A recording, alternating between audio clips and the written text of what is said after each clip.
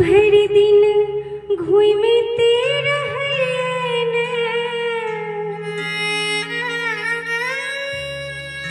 भर दिन घूमते रहलियन, आराम के लिए किए दुए दिन की छुट्टी लॉकडाउन में लिए किए दुए दिन की छुट्टी लॉकडाउन में लिए।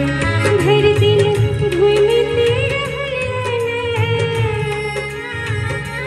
भर दिन घूमते रहलियन, आराम के लिए किए दुए दिन की छुट्टी लॉकडाउन में लिए किए दुए दिन की छुट्टी लॉकडाउन में लिए।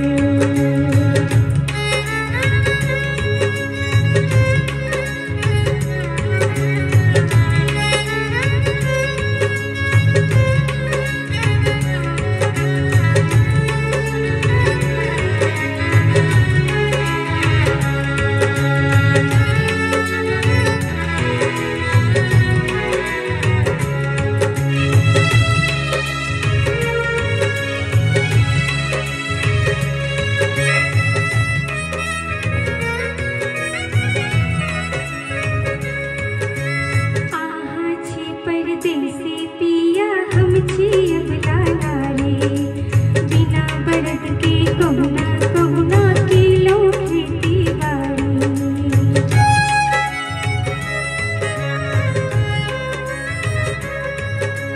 आहा छी परदेसी पिया हम छी अबला नारे, बिना बरद के कहुना कहुना किलो खेती बाड़ी।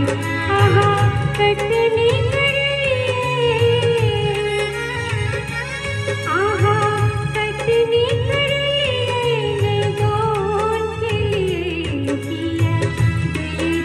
छुट्टी लॉकडाउन में लिए किए दुए दिन की छुट्टी लॉकडाउन में लिए।